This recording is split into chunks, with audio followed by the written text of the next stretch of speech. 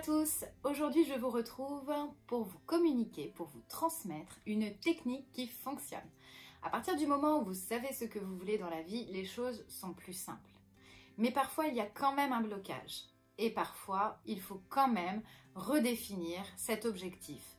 Clarifier un objectif, ça va être indispensable pour pouvoir le visualiser et pour pouvoir réaliser, atteindre vos ambitions. Dans la vie, on n'a rien sans rien, mais surtout, si on prend un minimum de temps pour soi et pour s'interroger sur ce que l'on désire vraiment, il y a de fortes chances que là, vous puissiez vous mettre en selle pour atteindre cet objectif. La clarification d'objectifs, c'est une technique PNL, programmation neurolinguistique. Vous allez pouvoir retrouver dans des livres, par exemple, la programmation neurolinguistique, la PNL pour les nuls. Vous avez aussi beaucoup de livres sur la PNL qui peuvent être intéressants à feuilleter. Et aujourd'hui, cette clarification d'objectifs, aussi simple soit-elle et aussi complexe qu'elle nous laisse l'entendre, elle peut être vraiment, vraiment très utile. En tout cas, moi, je m'en sers tous les jours et je vous propose donc cette technique. Ce sont des questions en fait, des questions que vous devez vous poser. Alors que voulez-vous? Pour ceux qui ne savent pas ce qu'ils veulent, il faut déjà réfléchir à ce qu'on a envie vraiment de vivre dans sa vie. Donc c'est une autre partie que je vous invite vraiment à creuser de votre côté. Pour celui qui veut quelque chose, je veux être heureux, ce n'est pas assez précis.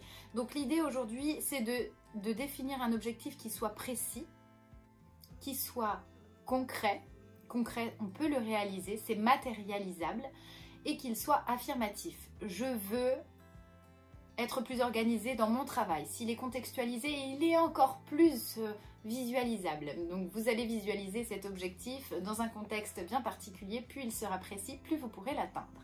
Et vous pouvez définir autant d'objectifs que vous avez envie de définir. D'accord ?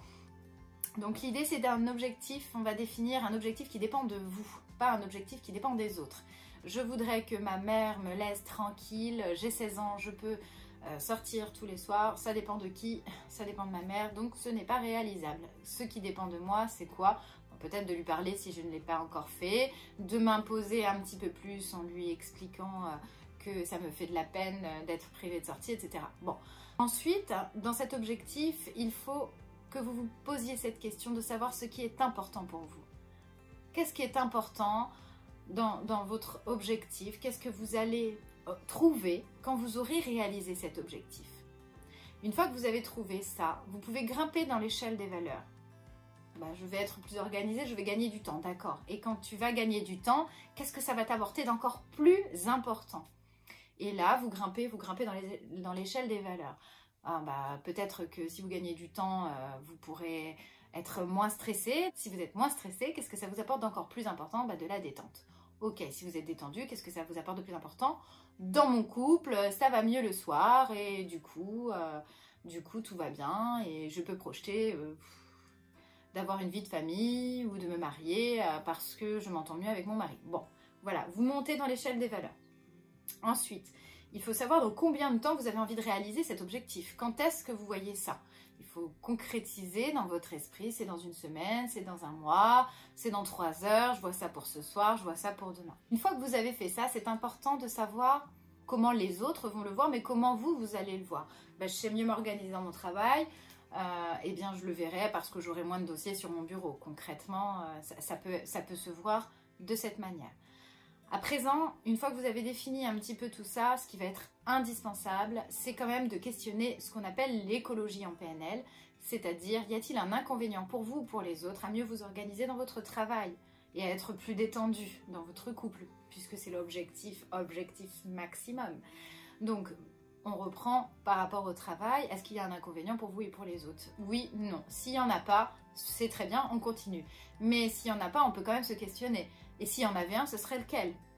S'il n'y en a toujours pas, tout va bien. S'il y en a un, peut-être que ça fera, ma collègue sera jalouse. Bon, et est-ce qu'à malgré cet inconvénient, on conserve cet objectif? Oui ou non? Si oui, on continue la clarification d'objectif. Sinon, on passe à un objectif autre. Mais il est important de penser un petit peu à vous. L'égoïsme n'a jamais été que négatif. Attention, c'est le juste équilibre qui est important.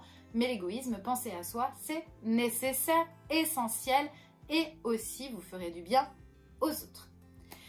Donc, s'il n'y a aucun inconvénient, alors qu'est-ce qui vous empêche de le faire actuellement? on va essayer de comprendre quels sont les avantages à rester dans cette situation actuelle. S'il y en a un, on va essayer de voir et d'avancer en fait par rapport à cet avantage. Malgré cet avantage, on se pose la même question, est-ce qu'on veut poursuivre cet objectif? Pour pouvoir visualiser en fait les pertes éventuelles et aussi ce que vous allez gagner, parce que je vous rappelle, vous allez être plus sereine par exemple avec votre mari le soir ou avec votre conjoint ou votre épouse le soir. Donc c'est important. Là, je vous ai donné un exemple, mais ça peut être pour n'importe quel objectif. Alors après, on va poser cette question, de quoi avez-vous besoin pour réaliser votre objectif? De quelles ressources vous avez besoin? Donc la ressource, c'est la qualité. Est-ce que j'ai besoin de confiance? Est-ce que j'ai besoin de reconnaissance? Est-ce que j'ai besoin de temps?